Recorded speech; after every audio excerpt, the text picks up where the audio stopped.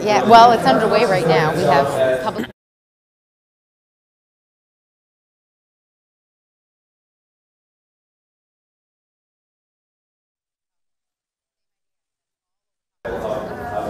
Whatever things we got right. Itself. And then we've got, of course, some of our very distinguished time guests will be speaking. Danny is going to be talking to us. He's here from Stockholm, by way of Toronto. Michael Hess is joining us from Denver. He's going to talk about future cities as well. And then Jonathan from Ottawa. So building future cities is an interesting and challenging topic, of course, because we're always so busy just trying to catch up. That's where we find ourselves in Halifax right now. Is when was the best time to do a downtown vision? It would have been when nothing was happening. When was the best time to do construction mitigation manual for developers to adhere to? Well, it would have been 10 years ago when there was no construction happening. That's typically not the way that we do things as human beings. It's very tough. You're just trying to keep up with what's going on. To take a step back and envision what the future looks like. So that we're going to take a few moments to do that today. I'm just going to kick off with a couple of thought-provoking thoughts, then we'll dive right into the speakers. So I was at a conference in San Francisco a couple of years ago, and I saw Tony Skiba give a presentation all about the future. And it wasn't so much about the future as convincing us that the future can come upon us very rapidly. He was talking about disruptive forces that would impact cities. And so once in a while you get these very powerful slides, and I love Mackey's slide, which was the one about design versus human behavior, where you had the very nicely designed sidewalk into the walk on, and everyone was just cutting across the grass. I'm going to get that slide from her and use it somewhere. But this is a similar slide that really kind of brought home to me how quickly things can change. So these slides are from the New York City Easter Parade, 5th Avenue. So the first slide, here's the 1900. I did not take this picture myself, but year 1900. So where's the car? They're actually, and I want to ask you a question, it's a bit like Where's Waldo. There is a single car in the Easter Parade, but the rest are all horses. 1913.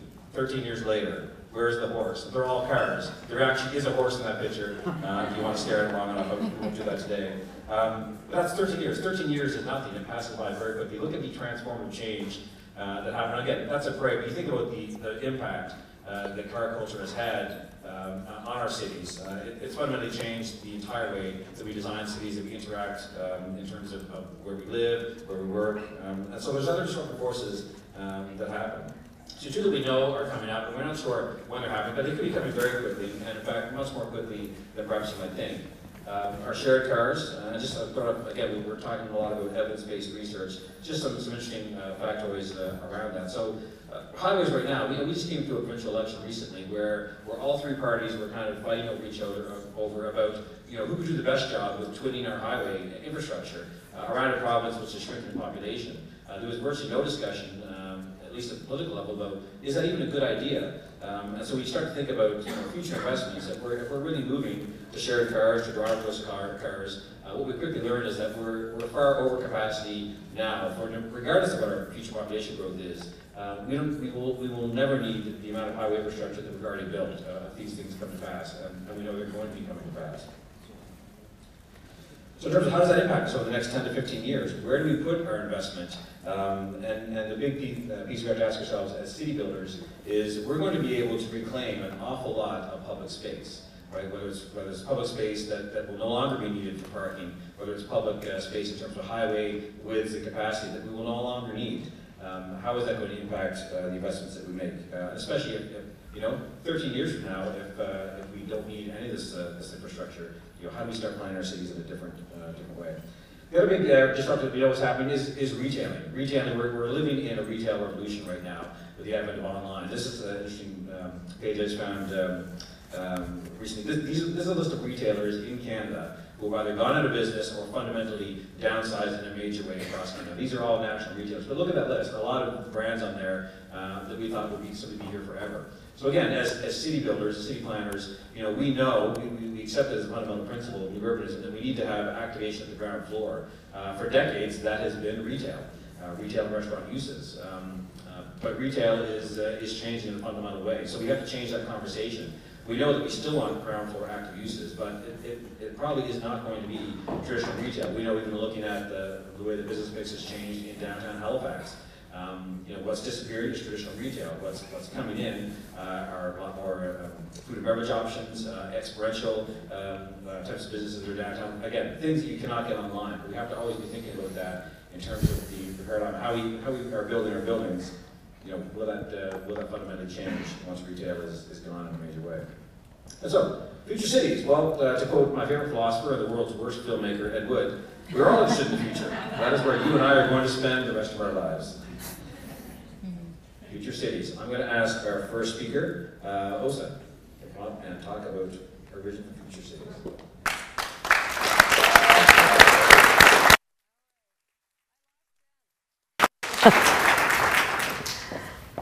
All right, first thing I'll have to do is adjust the mic. It's always the story of my life. Okay, there we go. We'll be right up with my slideshow in a moment. Sorry. No, that's all right. That is not you. So I'll start with a little anecdote. So Tara said to me today, "Åsa, it's so nice to be in your house." And what was my answer to you, Tara? It's everyone's house, exactly. So that, if there's a single theme to my presentation, it is very much that. It's how we take our public spaces and really hand them over to our community, and so that they do belong to all of us. And I'm a firm believer that great life unfolds when you do that.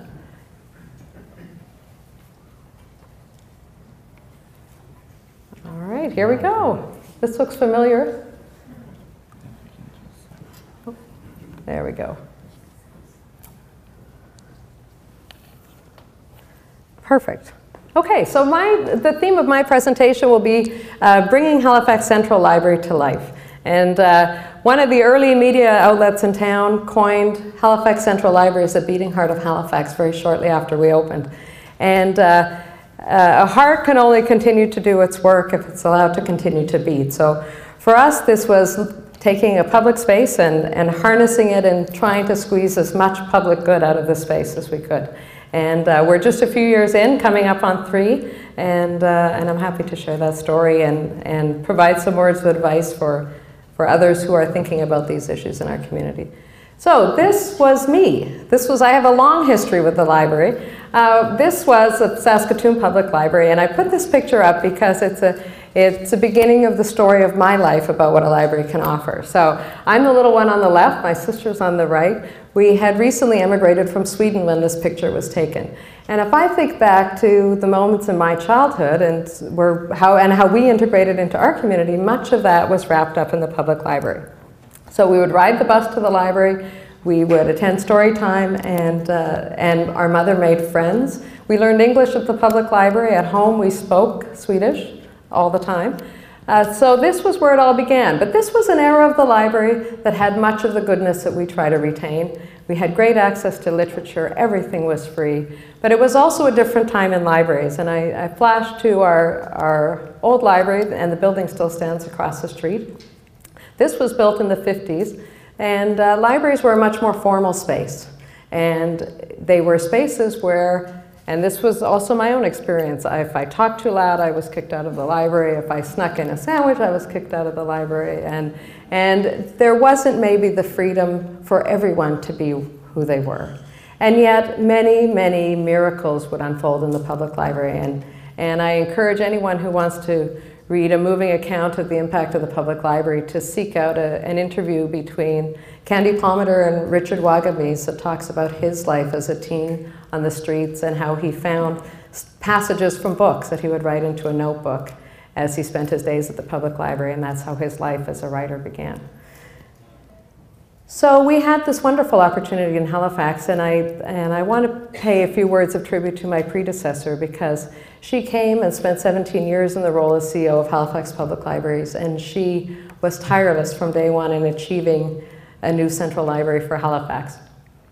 She was turned down several times along the way, and I'm sure in her career those were among probably her most disappointing professional days. She had worked hard to bring the question to council, and yet as we sit in this magnificent building today, that was probably the best thing that ever happened to Halifax, was being turned down. Because we might have built a new library and it might have been fresher than the old library, but it certainly would not have been the transformative space that we're in today.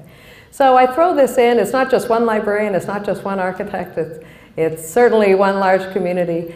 But this concept of creating a place for everyone required tremendous input. So it required the best of our knowledge about public libraries. It required wonderful architects. I think that's, George, I see you in the audience. I think that's a reasonable facsimile of you. But most of all, it required the community. And what's fascinating to me, we've talked a little bit this morning already about community consultation and how critical that is to achieving great outcomes for our community. I have in my professional life been involved in consultations of various types, and what was interesting to me, and I was a public observer during this phase, was that how genuine this consultation was. So it was not a I've been in consultations, and I think everybody in this room can probably think of examples like this, where the glossy brochure has really already been printed, and now you're reaching out to the community to test it. Well, that's not genuine consultation. Genuine consultation is getting to the heart of what your community needs, and it is listening to those voices. It's changing the outcome along the way based on community's feedback. So what was fascinating was when all of that community input was synthesized, there were a number of themes that came out. And if you look on this list, of course, the word book isn't there, the word story time isn't there. People's expectations of this space before the door ever opened was that this would signal a different future for our community, that this would offer those opportunities for serendipitous intersection of people who might be otherwise in somewhat disparate social groups, that it would be urban, that it would be iconic. Now, the exploration certainly to me strikes a familiar tone for libraries. Diversity was there, welcoming cultural hub. So when we look at this, this is a picture that was taken on opening day, and we were very intent to, in a sense, hand this space over to the community. And so that was signaled on opening day, 400 pairs of safety scissors. Now again, not, my childhood library was not handing out scissors to people coming in the library. We handed out, it was a trust exercise, we handed out 400 pairs of safety scissors to the community, and they stood poised. Because in fact, it's not the piper, and as much as we love the funding by 3 levels of government, it is the people, we knew it was the people who would bring this place to life. So handing out the scissors was a very symbolic gesture to say, it's their ribbon, it's their library, they should cut the ribbon. So of course, within these 5 stories of space, we had a real opportunity to bring things to life. And this is a shot of opening day, and some of you maybe were there, and some of you may see yourself in this picture. But what I love about this is the awe and delight that is on the faces of people who stepped into this library on opening day. And it was a fascinating day for those of us who worked in the library, because we heard again and again, you know, this was my idea, and here it is reflected in the library, and other library stories that conjured up a whole range of emotions in people. I'm going to play a really quick little clip. So for those of you who weren't here, this is in a nutshell, this is what opening day looked like.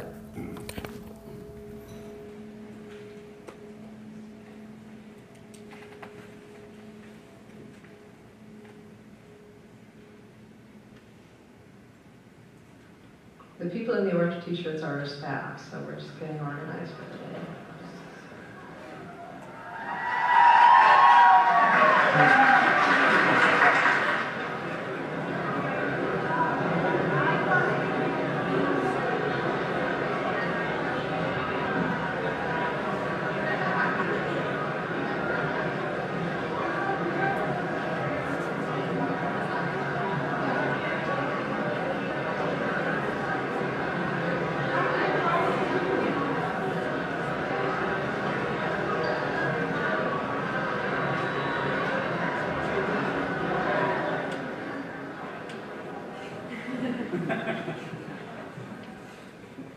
The last exhausted people were going home.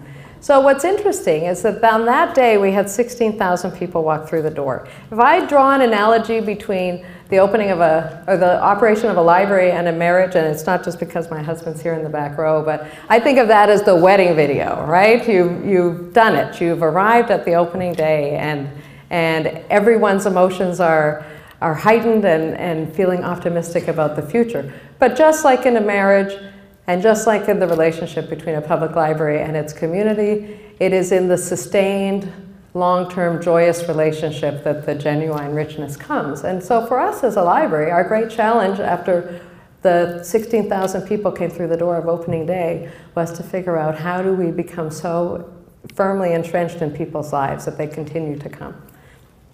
And some of that, I see this as a curated combination, and these concepts can be put into any public space. It's a combination of doing the things that you do very well and doing consistently well. And it's also the element of surprise. So we are that place for story time. We are a place for solitude. We have very few places in our community where somebody can sit alone for an extended period of time. And Google, as reliable as Google Location Tracker is as an indicator, people come into this library and stay on average for 2 hours. So that tells me for everyone who runs in to grab a hold, there's somebody who's spending 4 hours in this space. And you know, it's not loitering. In fact, it's welcome. And wonderful things happen when two people work independently side by side. We continue to be a place that supports childhood literacy in a variety of ways, and that is critical to our success. We provide a variety of programs, but we also, you know, dogs are invited into the library. We discovered, for example, that for reluctant readers, dogs are actually the perfect reading partner because they're warm, they have a soothing presence, and children who might be afraid of being judged feel less judged if they're reading to a dog. So we also think about literacy and engagement with the public in a whole variety of ways. There's something about the safety of a familiar place like a library that actually allows people to try things they've never tried before. So we ahead of the Olympics, kids got to come in and try some agility testing. We spill out into the streets, and these were little love letters ahead of the Pride Parade coming, where a lot of colored chalk and some amazing kids can signal something. We have recording studio spaces. We know that not everybody is drawn to the written word, and our studio spaces, we have 2 professional recording studios that are free, are the place where other ways of knowledge sharing happen. So anybody who caught the Sick Boy podcast documentary on CBC last week, you know that the Sick Boy podcast got their start here at Halifax Public Libraries. Video games, which weren't part of traditional library life in my youth, are actually part of what we do. And this particular photo was snapped last January. We discovered that many of the new Syrian families in our community were finding their way to Halifax Public Libraries on the weekends.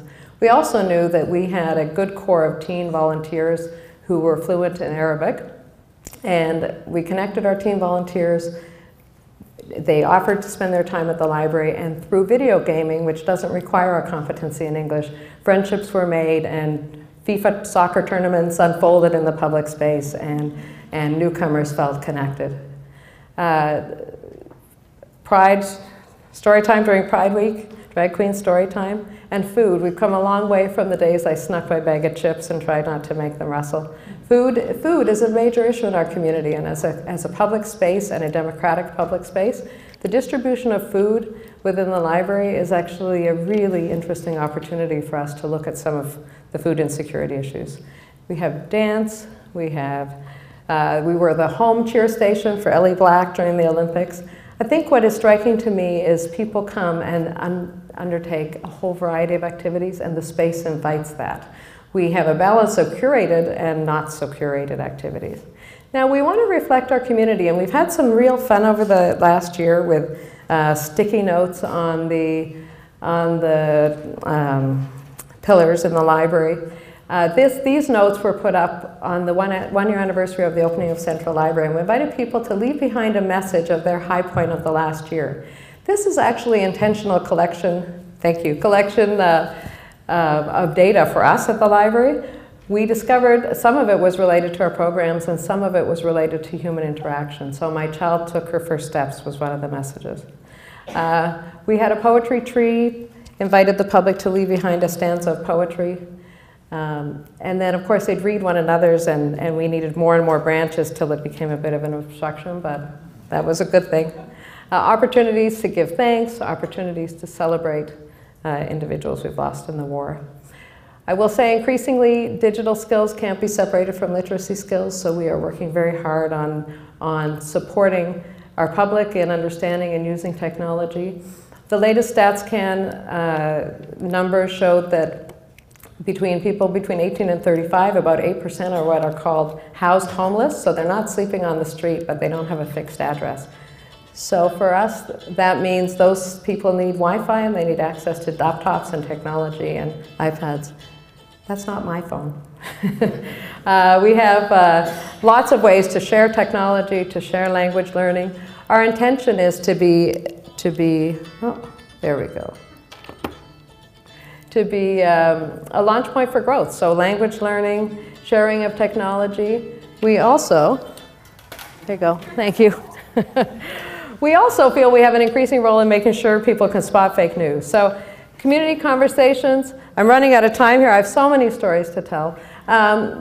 Even the conversations we're having today belong in the public library, and I can't emphasize enough the need for spaces where diverse opinions can be heard and respected. And this is fundamentally important. Many of you will recall the issues surrounding the dentistry Facebook group at Dalhousie University. One of my most poignant moments was that conversation, the community conversation around that moved here to the public library. We had academics from a number of universities sharing perspectives. And what I loved was that the conversation elevated from should the students be expelled to how do we create a respectful and civil society. And this is everybody's home turf, so it really invites those conversations. Respect, we're working very hard on truth and reconciliation issues and making sure that within our space we acknowledge the diversity of our community, we celebrate the diversity of our community. We have great partnerships with organizations like the CBC who are also keen to invite important conversations into our community. And those most often happen, not most often, but often happen here in the library. So I want to give you a couple of glimpses of how we've used the space, because this really is a conversation. Nothing that I've talked about could have happened if we hadn't had this amazing infrastructure in which to be who we want to be as a public library. And I put this picture up because I find this one fascinating. This is how the interior designer put the furniture out before the library opened. I laugh when I show the slide, because for the first week or so, at the end of the day, we would scurry and hurry and put the furniture back where it belonged. And I think we just got tired. We saw almost 2 million visitors in that first year. So we actually decided to just let the furniture morph. And so it's never looked like this since. And I think what I love about it when I walk through the library is every day is a different experience. So if somebody wants quiet in a public space and solitude and wants to look out the window, that's the way the chair is facing. If they're doing a group project, the tables come together. There is a freedom in the part of the public that this space belongs more to them than it does to me, and that is realized in how the space is used. This is a wonderful example of consultation, the 5th floor of the library, and George, you can confirm or refute this rumor. At one time, there was talk of it housing the administrative offices, and thankfully, in those public consultations, somebody had the good sense to say, should this not belong to everybody? And of course, now the most beautiful spaces. I have a wonderful office looking over the Chicken Burger parking lot, but it works. It works perfectly. This should belong to everybody. People tell me every day they run into friends, and so that serendipity is orchestrated through the space, through these walkways, and people tell me they come every time they come, they run into a neighbor, which is a fascinating phenomenon itself. They come to have quiet time to ponder the city and their future. They come and they can tuck their feet up on the chairs. They can make themselves at home. Those pods in the upper right-hand corner have turned out to be extraordinarily popular. They're almost like a room within a room. So you're in a social space and yet you're in your own space. They've also turned out, and this I don't believe was part of the original design, but to be extremely helpful for people on the autism spectrum. The sound absorption barrier reduces the sensory overload and has helped us better serve that community. And of course, there are spaces like this one that we're in today that, depending on when you're here, can be completely different things. You know, I had a senior official at City Hall shortly after I started ask me the question, why is the library doing yoga? And my answer was, we're not doing yoga every day, but we are a place where somebody can try something new, and that extends to physical fitness. And if they are brave enough to try it here, and then they can turn around and connect with a local business, they can turn around and connect with the YMCA, they can connect with Parks and Recreation, and take their learning further. So it is just that. We are as much for parents as the children. This is a common theme. Our children and the individuals who are their parents need our support in the community and need a place to connect that is affordable. Lots of activity, lots of art and connection with culture. You know, I want to end by saying, you know, people go to the library looking for information and they find one another there. And I put that out as a challenge because that is true of any public space. And as we look into the future and we look at the waterfront development and we look at the YMCA and the Mi'kmaq Friendship Center and our parks and our gardens, truly we should find one another there. And I love that Halifax Central Library was sort of viewed as the beating heart of Halifax, but my Halifax, where I live, where I raised my family, should have many, many beating hearts. It should not just be one. I'm happy to share the focus, because we should have every day, the greatest cities have activities that are free and accessible to all, reduces crime, improves employability, improves the economy. It's good for all of us. So there, in my nutshell, I'm 3 minutes over, ready to hand the baton. And thank you for coming to the library.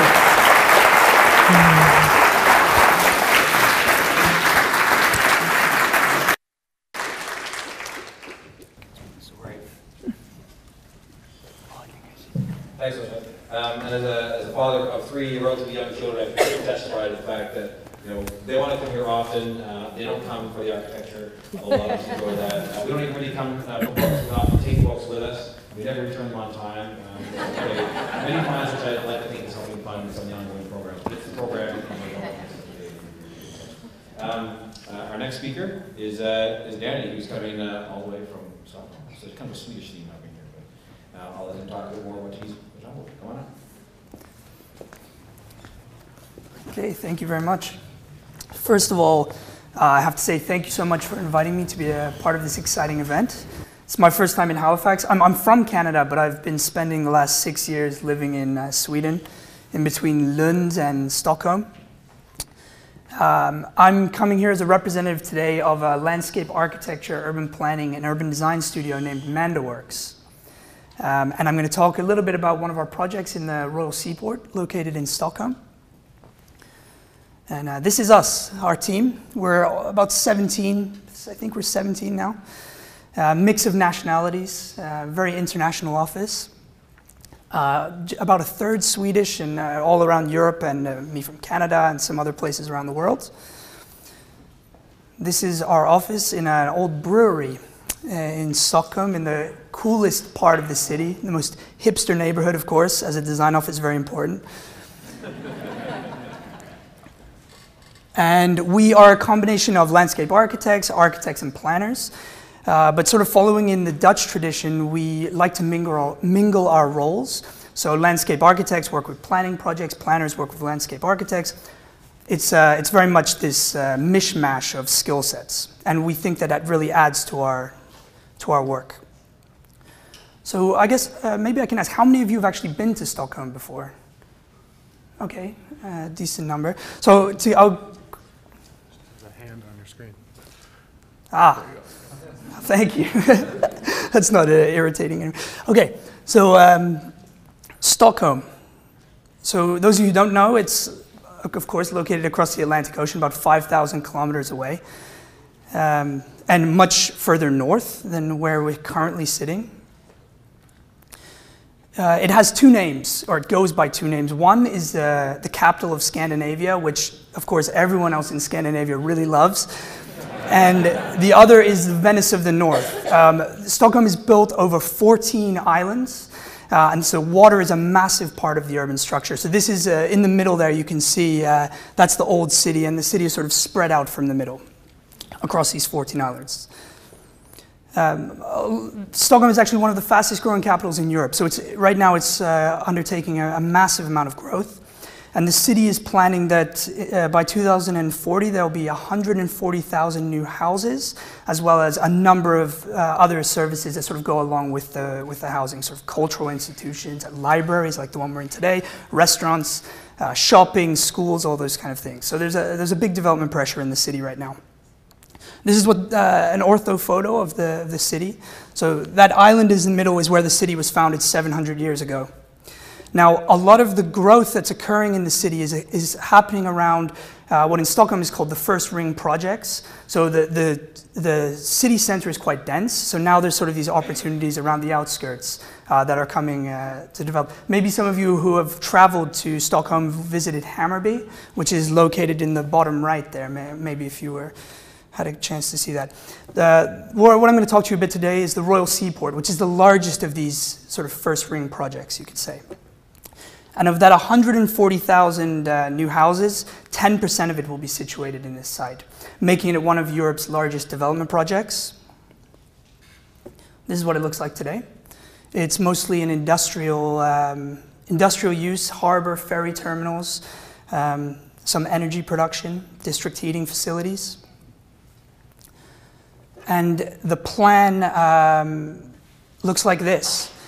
And so Stockholm has a vision that by 2030, this development will be completely fossil fuel free, which puts it 10 years ahead of what the vision for the entire city of Stockholm, which plans to be fossil fuel free by 2040. So they're using this as, you could say, sort of a test bed for a lot of different approaches and technologies that will help transform the city in the future.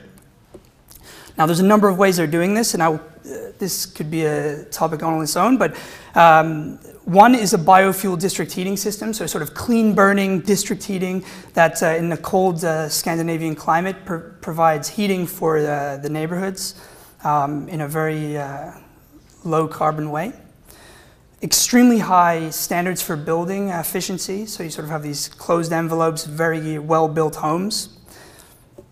Prioritized and developed sustainable transportation options. So in 2014, where we received first prize in a competition starting to go.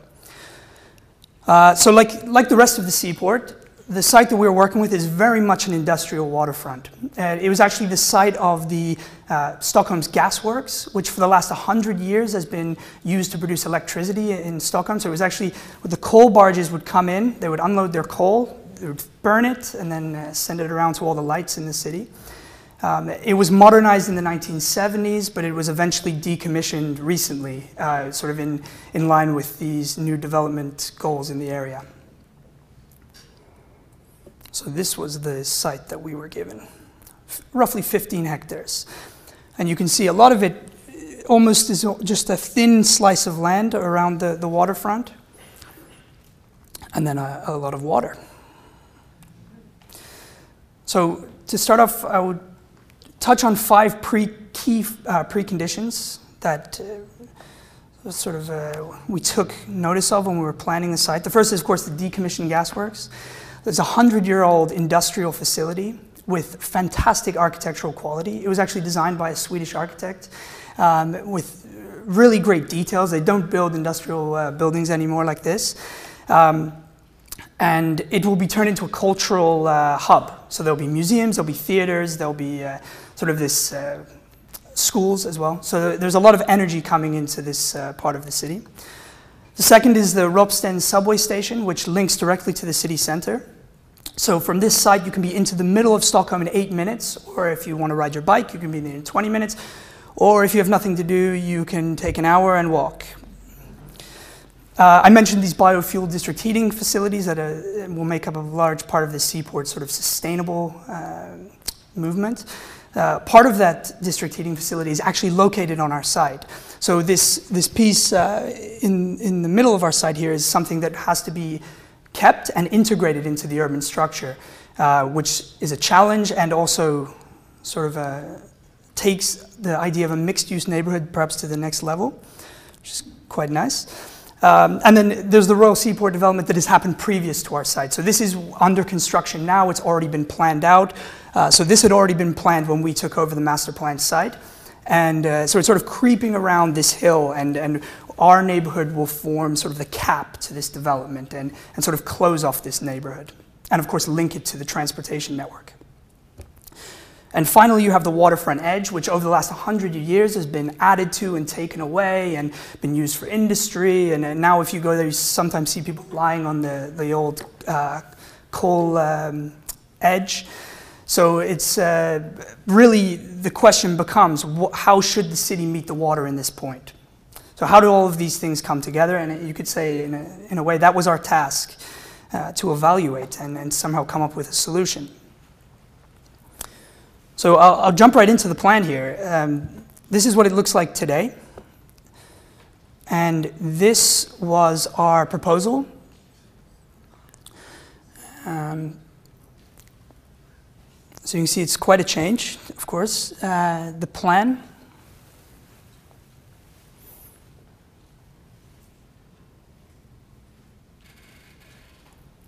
And to go back to these 5 preconditions to sort of give an illustration of how we approach urban planning and how on this side we try to learn from the context and take what the context is giving us and really combine that with spatial qualities on the side. So number 1, you have the gasworks, which is then extended out to the water in sort of this public space access where you then overlap the cultural sort of facilities of the gasworks with the waterway. You have number 2, the metro station. This is where we place a lot of density, higher buildings. You have shopping, you have services, you have a large bike garage where you can have this intermodal connection points. And you create, of course, public spaces around the metro station where you have a lot of space for people to move in and out of the neighborhood. Number 3 is the heat pump, which is then an integrated part of the neighborhood. And it becomes a flexible piece of the urban plan where in the future, if it becomes necessary to move, you can take it away and actually just construct a new block in the middle while maintaining your street network and actually sort of upgrading your public space. Number 4 that was the planned community to sort of the west of our site, and we continued that development pattern out into the water onto an artificial island, which I'll go into a little bit later on. But sort of taking inspiration and sort of being generous to your neighbors is the idea that, okay, let's also reach our hands out to our friends that sit around us and try to improve the quality of our context as well. And then number 5, perhaps the biggest transformation is the waterfront edge itself. So going from this one linear waterfront edge, we create a set of spatial rooms. So you can see where the 5 is, that's what we call the water arena. It's kind of this large water space. And then you have a canal, and then to the north, you have a marina, sort of a greener river. River is not the right word. Husavik is in what's its name. So sort of a green quality water space. And then you, of course, have still the larger open space. So you could say we really plan with thinking with public space first. And I will quickly run through sort of a breakdown about how this could actually give space, give form to blocks.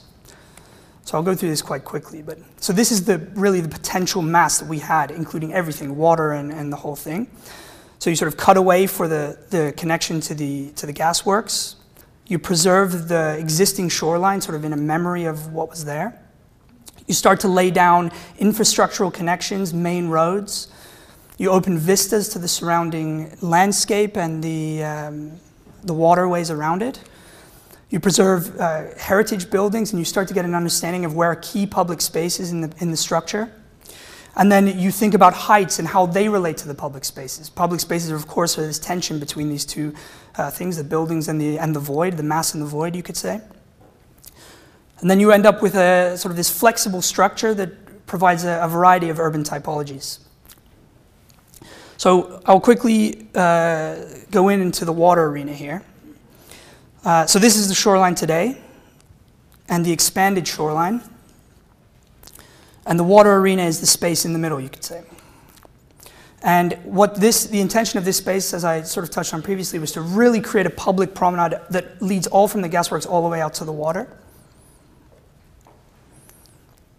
where the buildings and the space are working together as one. So it's very important here that you have this sort of cooperation between the people who are building on the edges and also the public space. The architecture is, of course, as much a contributor to the public space as the space itself. And that the spatial qualities for the human being is at the core of this thinking. So there was actually no south-facing edge on this site at the time. So by creating this large public promenade, what you basically can do is you create a large south-facing balcony, which in Stockholm is the same in Halifax. The sun is a key for public spaces. So you cultivate a climactic experience where people can lie on this south-facing balcony and sort of take in this combination of sun and water, which seems to be just so important for us as humans. And then the space becomes something that goes beyond the neighborhood, but actually offers a public realm for everybody in the city. So this is a neighborhood that, of course, it's not going to be cheap to buy an apartment in this neighborhood. But then the public space has to rise to that challenge and say, okay, how can this be something that we're offering for everybody who lives in the city? There's also some practical things that the extension out into the water provides. It also allows us to situate almost 1,200 new housing units within walking distance of the metro system, which allows you to spread density across a wider range of space, which then you can transform the built form into different types of typologies. So you have student housing, you have more traditional sort of taller condo buildings, you could have sort of also more traditional European blocks, this mix. And of course, more land means that you generate more revenue to help the municipality pay for the costs of remediating this soil on the site, which is an important economic factor. So this extension out into the water, although seems like a drastic move at first, has this set of conditions and contextual situations that allow it to somehow become a plausible solution. And finally, there's also a technological aspect, which later, further south of the site, there's a ferry terminal that's just being constructed. And by using piled slabs, you can actually extend out into the water in a much cheaper way, in a way that disrupts the environment in much less. So sort of all of these factors came into play to allow this solution to become possible. Now, this topic today is building future cities of this talk. And I guess I wanted to sort of try to summarize some of the reflections about this project and maybe my time in Sweden about what's in regard to urban design and city planning. I would say, number one, fundamentals before flying cars. And this is no means a criticism or against flying cars. I think it would be maybe quite cool. But well, I guess what I'm trying to say here is that technology is great and it's going to offer us many things, and it already has, but there's certain components about urban life that we can't get away from, and these fundamentals are key to nail before we start thinking about, or in combination with thinking about technology. So I think in this project, it's a good example how we, in a way, it's a sort of a future city project, but many of the things we're talking about have been done for thousands of years. And I think that's something that we should remember when we talk about technology and the future of our cities. Number two, God is in the details. Mies van der Rohe originally, well, this is attributed to him. I don't know if he actually said it. But Maki did a great job of speaking about the human experience. So we can have great planning, but what is key is that this good planning also shows up in the details of our public spaces. So the human experience is really a key scale that we need to take consideration of. So we can do all the great planning we want in the world, but if it comes down to it, when the human feel is in that space, if it's not feeling the qualities of these urban environments, perhaps it's all for nothing. This combination is key. Finally, development is a tool. When I think and reflect about some of the major differences between Canada and Sweden as a place to work as an urban planner, I think one of the major differences is there's a sense of optimism in Sweden about development, because it's seen as a way that we can start to create our city and create a city like we would like it to be created, to become sort of a tool for creating our future. And that optimism, I think, is something that we shouldn't lose because it's quite important, especially in discussion as we come together here in Halifax. This optimism can be a powerful thing as we move forward. Thank you.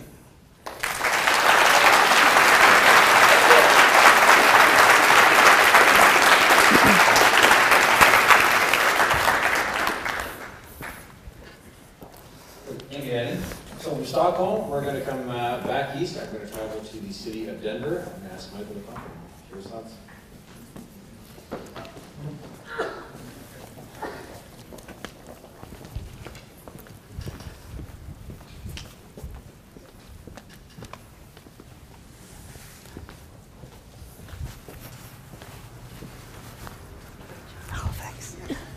Thanks.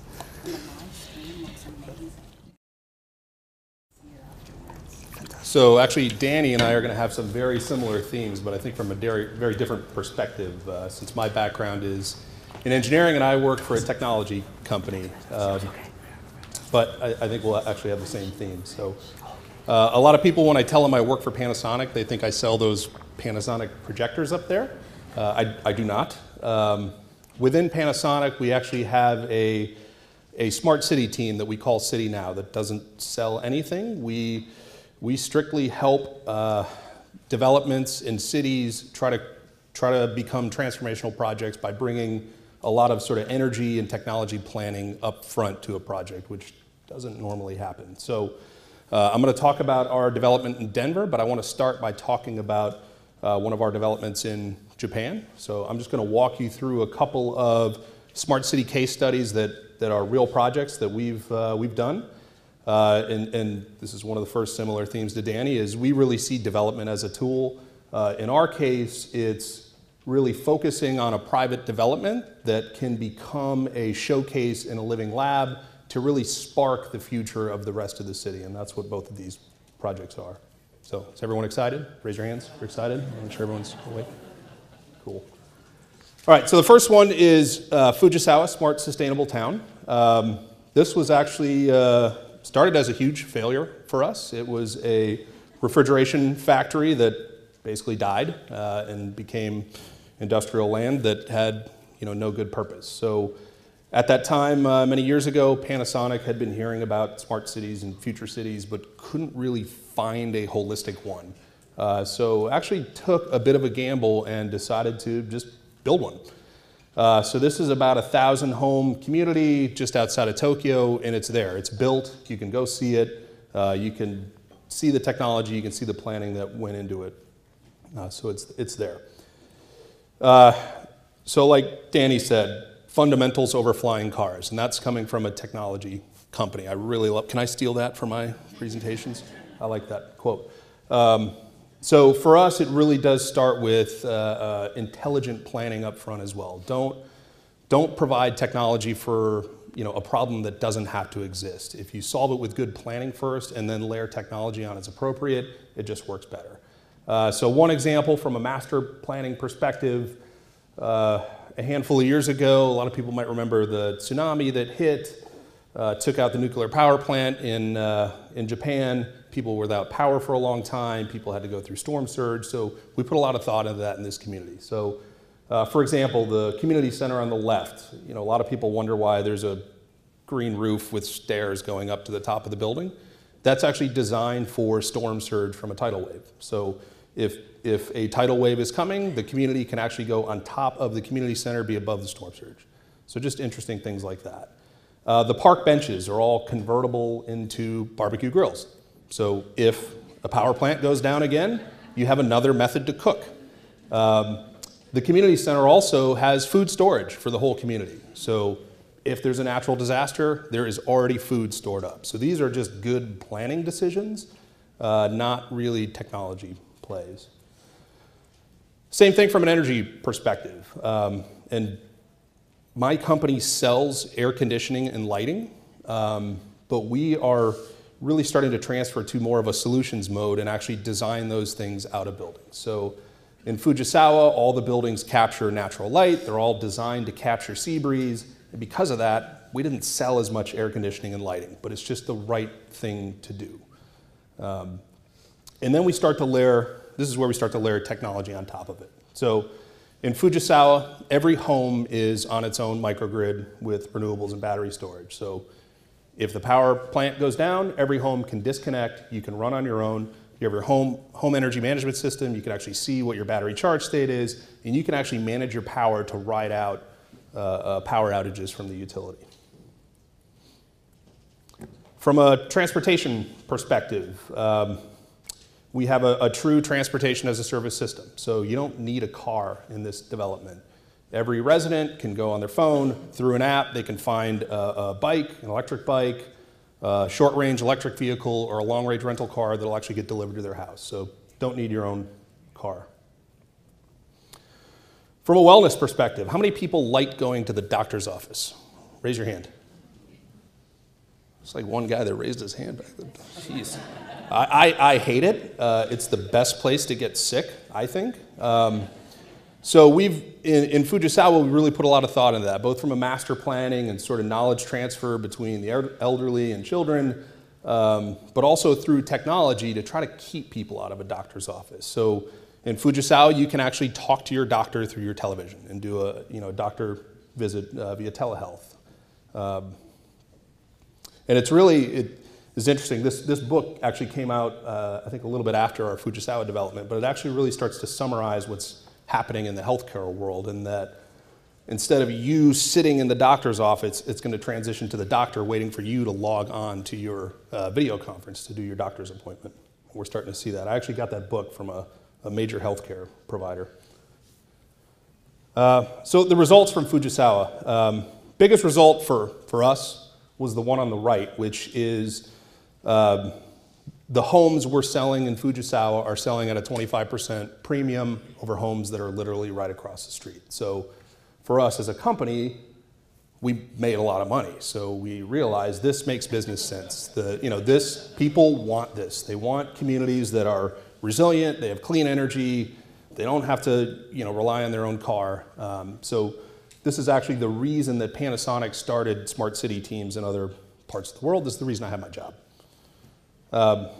So because of that, we started a smart city team in North America. And instead of just starting a team and saying what we could do, we said, we have to build something in North America to show that we can actually do a smart city here too, that we're actually legitimate. So we invested as a developer in a community in Denver that's about a 400-acre transit-oriented development. It's on the new light rail line that goes from Denver Airport to downtown Union Station.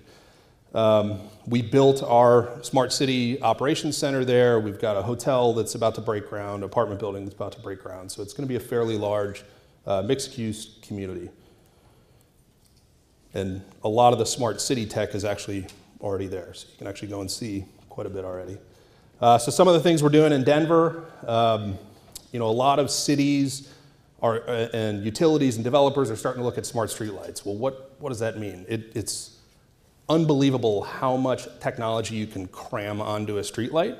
And the streetlights are really sort of becoming the eyes and the ears and really helping to figure out how to manage all the city services. But most cities don't understand what they really need yet. So what we're doing in Denver is we've actually installed multiple different streetlight vendors. We've installed just about every kind of smart streetlight sensor you can think of.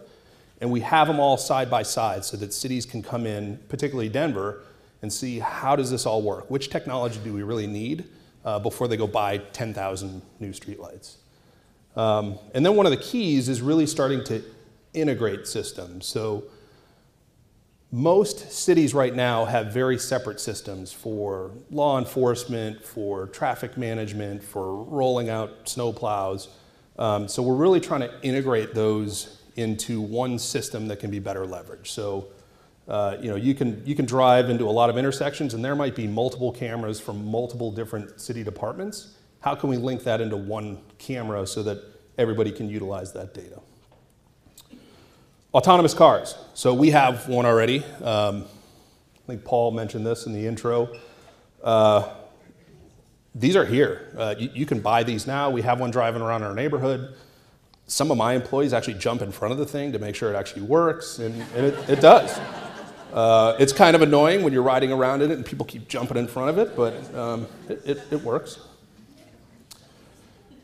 And then really the next piece is, a lot of the work right now is on sort of vehicle-to-vehicle communication, but we're really trying to take it to the next level and start to get the vehicles to communicate to everything, because there is an unbelievable amount of data that is in our vehicles, and in the next couple of years it's going to become mandatory that those start to communicate. So we are actually building a software platform for I-70 just outside of Denver that is going to start to read information from all the cars and then report that back to other agencies. So, for example, if you're driving down the highway in the middle of the night and you crash your car and there's no one else around and you get knocked out and you can't make a phone call, what happens?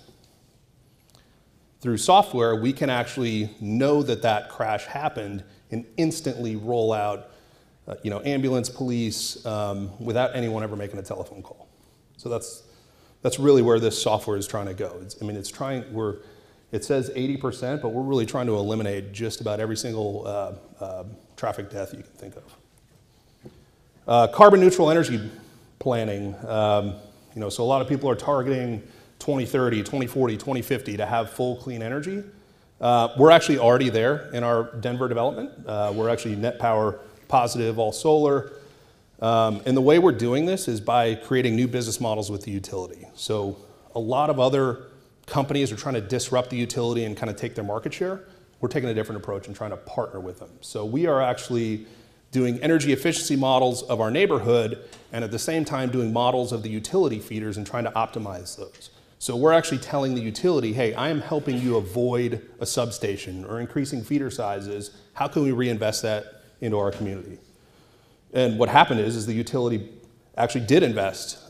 So we have a 2 megawatt hour battery, a couple megawatts of photovoltaics, and this is just sort of phase 1A for us. We are 100% clean, resilient energy, and we are helping the utility build the business case to unlock this really for the rest of the world. So we actually think through partnerships and technology, we can get to clean energy faster than 2030.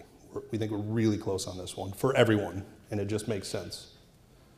And then last, I think Paul touched on parking. What we're seeing is most cities actually have too much parking right now. It's just none of it is really linked. And I'm talking about private development parking versus city parking.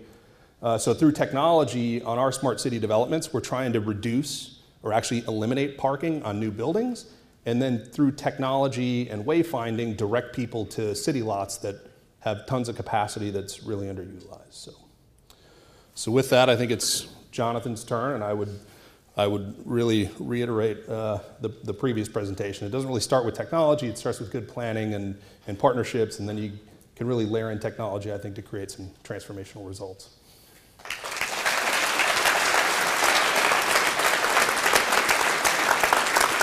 You set me up.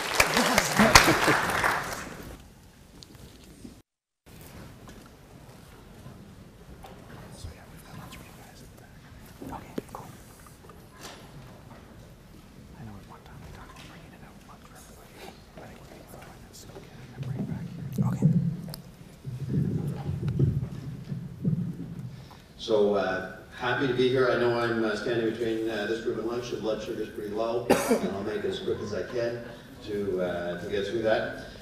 Just a quick background. I'm the CEO of a company called the Windmill Development Group. We're a urban mixed-use development firm who we founded in 2003 with an explicit focus to differentiate by being leaders in sustainable developments. Doing that in the sense of seeing sustainability as really being a driver. I grew up in the construction business enough that by the age of 16 I didn't want to have anything to do with the construction business because it's sort of slow and plodding along and got into high-tech and venture capital and that sort of thing. But really see and still am witnessing sustainability really driving the innovation curve in what is a laggard industry and bringing it to the forefront of creating our most important places. So we have never actually bid on a piece of land. We generally are going and getting involved with pieces of land that are a problem, have some challenges, and where the owner really cares about the legacy of what that land is going to be. So what that means is we get involved with a lot of things with a lot of brain damage generally, and this story is one with a lot of brain damage. But Zibi, just as a bit of background, is in Ottawa. You will learn more about it. It's right downtown Ottawa. And the story of Zibi starts on a bike. And that's fitting for what we were trying to do in creating what is an urban mixed-use, highly sustainable community. And it started on a bike in the sense that my partner, one of my partners, rides his bike every day, unless it's snow, which is a lot of days in Ottawa, from the Gatineau side of the river. So this is the property we're talking about here, with the river being the division between the province of Quebec and the province of Ontario. And essentially, you don't see it, it's not a drawn out back enough pan, but is essentially right in the urban core. So these are the interprovincial bridges, and that steel bridge you see there, and the land with the red circle around it are the lands we're talking about here. We're gated off to the public of the Ottawa area, Ottawa-Gatineau area, for the last 100 years, essentially. And riding your bike across that bridge is very scary, because there are no bike lanes, and it's narrow, and there's lots of truck traffic and that kind of thing. So my partner was riding his bike into work one day in 2011, and he came to my office and said, like, what's going on with these lanes? We should give these guys a call and see if there's something we can do about this. The lands were owned by Domtar, and before that it was EBA Matchco, and before that it was, this was essentially the reason Ottawa is here is that it was the heart of the logging industry in Ottawa. And when industrial uses sort of started slowing down, the city developed around it. We have left what we call the hole in the middle of the hole in the donut, which is here, and also the Breton Flats, which is right next to it. So we called Domtar and asked, are you interested in selling the land? With the assumption that downtown Ottawa you have the National Capital Commission, which is a federal planning body that oversees the regional areas for doing planning places of importance and national symbolic and nationally important lands, which these are considered.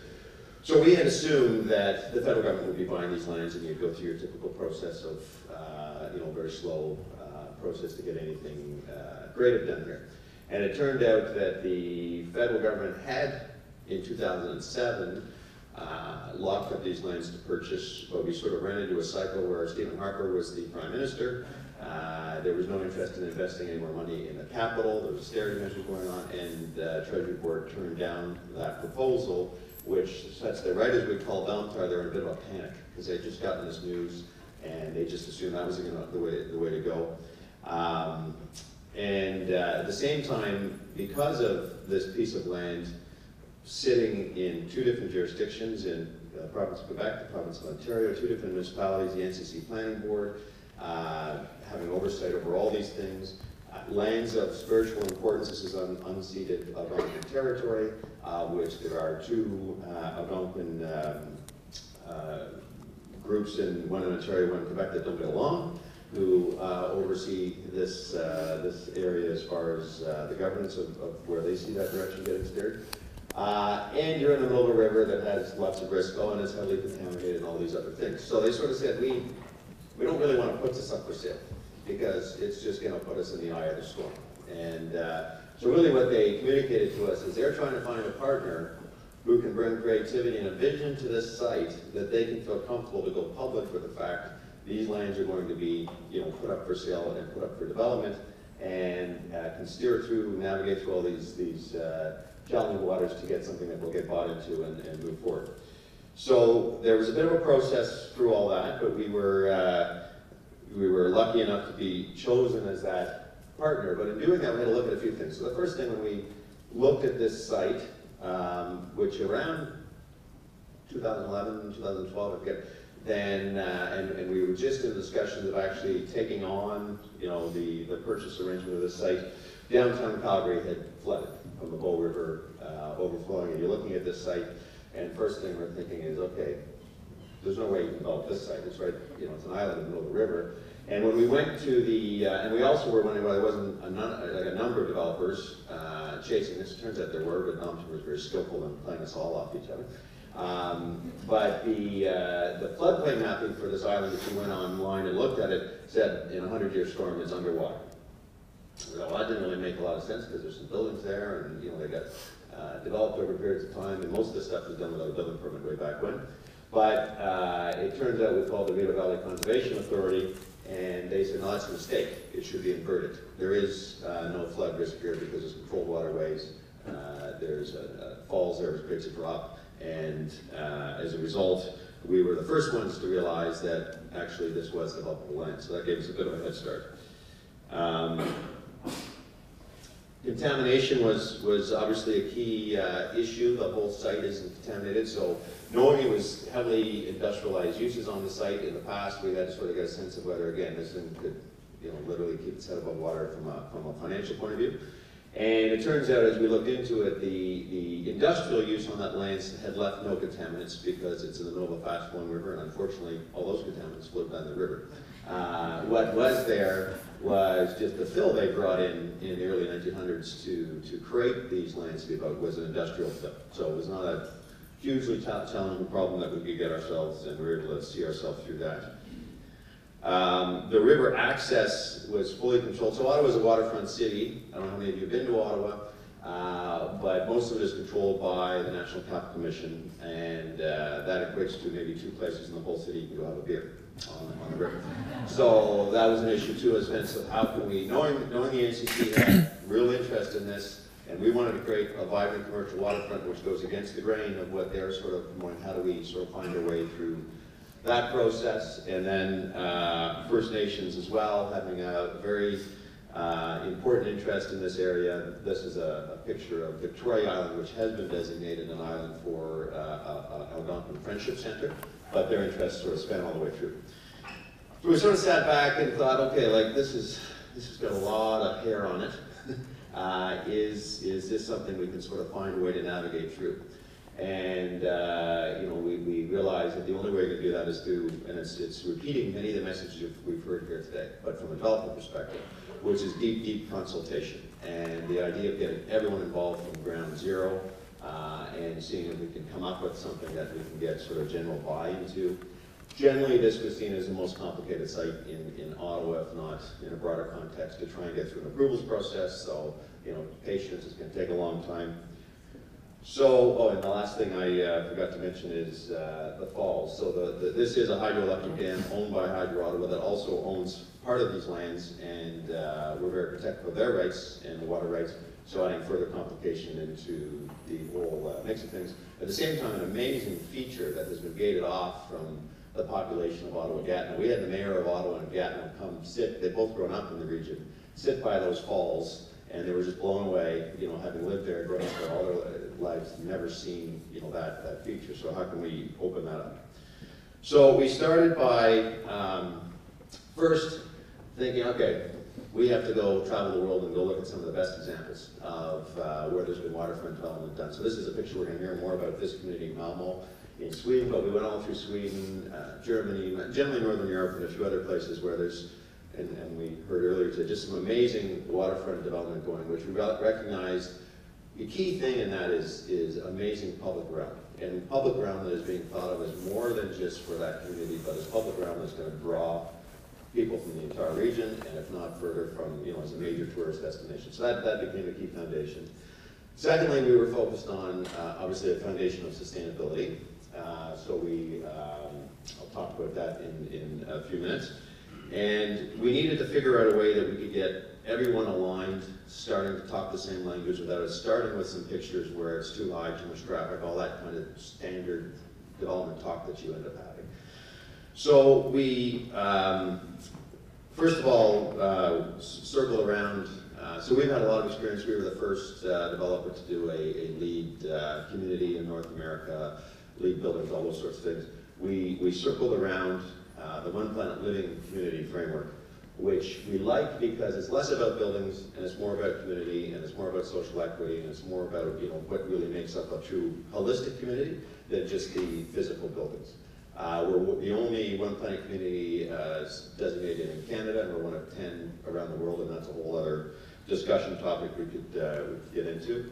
And then we created 8 design principles, And we went to all the different bodies that were of interest, so particularly City of Ottawa, City of Gatineau, the National Capital Commission, the First Nations partners, you name it, and we just went to them with 8 design principles. And we said, before we draw any buildings, we draw any pictures, if we come back with something that meets these design principles, could we get your interest to work together to try and get us through there? And certain groups are more difficult than others, but at the end of the day, we got them all to sign, essentially a collaboration agreement that just had these design principles. We then had our first public meeting. We had 1,200 people show up with just 8 design principles. Again, with the idea of saying, let's start a conversation here that isn't just distracted by height, traffic, all these sorts of things. So we had a very successful process, very successful outcome with that, which here's some of the design principles. These are the design principles. So a bit of chat about heritage earlier, so you like this, but it was celebrate heritage, and it was a commitment to preserve a certain number of the existing buildings on the site. It was connecting the capital. So in Ottawa, if you go to the Ottawa-Gatineau region, it's a very distinct difference when you cross the bridge from Ottawa into Gatineau. You feel like you're somewhere else. You don't feel like you're in an integrated capital. And this would be the first development where there'd be waterfront development happening on both sides. You could try and bring a real synergy between them. Foster and enable healthy living. So this is about park space, parks with good transit. Essentially we're trying to design something where you could live here without a car for a month or more. Obviously, foundation to this, so one of the key foundations of the One Planet Living approach is it is a carbon neutral community. So that starts with infrastructure, and with a community of this scale, if you have the end game in mind, we can design our infrastructure to achieve that end game. So this was a whole other talk in itself, but we've designed a carbon neutral district energy system, which is helped by the fact we're sitting beside a carbon neutral hydroelectric facility. Then this site for the last 100 years has actually been heated by excess heat by another industrial use, Scott Paper. They're the largest toilet paper manufacturer, which is further down the river. So we're able to reinvest with them to channel and do district energy with heat, some geothermal, some solar, and also some very interesting arbitrage we're ending up doing between the provinces because of different regulations and different pricing, which is actually creating quite an interesting business model for this district energy. And like we heard earlier, instead of competing against, we collaborated with, and Ottawa Hydro is our partner in creating this district energy system. A vibrant waterfront, so I distilled it down very simply, as a vibrant waterfront is a place I can go have a beer on the water, and trying to create a lot of activity around there in parks. A complete community, so this is having many people work there, play there, and all those great things that come with that, very transit-oriented. Really focused on incubating innovation in the sense that, from a historical point of view for Ottawa, when the logging industry was in its heyday, Ottawa was the center of innovation in North America for what was a logging industry at the time. And taking a lot of those older buildings particularly and turning them into innovation hubs, we've identified a couple of them for what is the newer age of technology and really encouraging that on our site. Creating and enhancing views, and that led us to this master plan here through a process, and the success of that, because I've got about 30 seconds left, is we ended up with a community here that was thought to be one of the most difficult pieces of land to get through the process. Deep, heavy consultation, lots of stories, and we go down a bunch of different channels with that, but from submission to rezoning, it took us 6 months. So it actually ended up being one of the fastest rezonings within the city especially for such a complex site.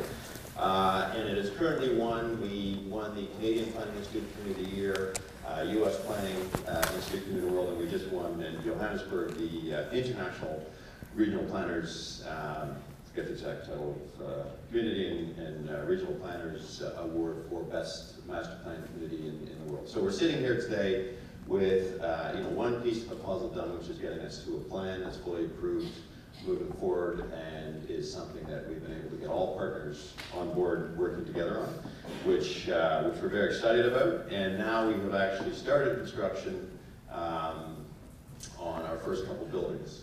And the last thing I'll say, just as far as the depth of sort of consultation and practice we went into, ZB as a name is Algonquin for river. So part of this was a process to try and get the right partnership. We've signed partnership agreements with 7 of the 10 Algonquin nations, and it goes well beyond symbolism. There's employment targets, other elements that really help create an economic benefit as well. But we came up with a name through a public process. We did a public contest, and this is what was picked through that contest, ended up being the name for the development. Of course, it still came with some backlash. You never get anything that doesn't come with a little controversy, but it's been a good process through that. So that's where we are today, and we figure it'll take us it's a 4 million square foot development, and it's about a 20-year duration. So we're just in the throes of our first few buildings, and it will continue to evolve over the next 15, 20 years. Thank you.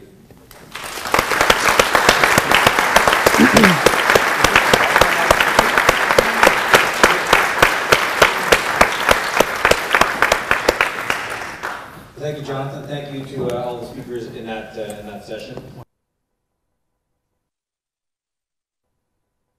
The questions will be very specific to those individual developments. What we will commit to do either during the day or with our contact information. So we've just navigated the globe, if you noticed that, and so no wonder everyone's hungry. The good news is lunch break is here. What we're going to do is we're going to give you 20 minutes to go grab lunch. You can either get in the library, which has 2 locations, or Spring Garden Road, which is has lots of great options. Åsa has obviously given us permission to go grab lunch and bring it back here, and we're going to eat lunch during the next session. So you have 20 minutes to go do that. You don't have to eat your lunch, you're just going to get it. But it's amazing when you start talking the same principles you were. You know, people are also around the same principles. What's your wire? What's that? What's your wire? You don't hook up on something? Yeah, thank you. Thank you. I got the answer on the public. Okay, so did you ask guys? Yeah, so basically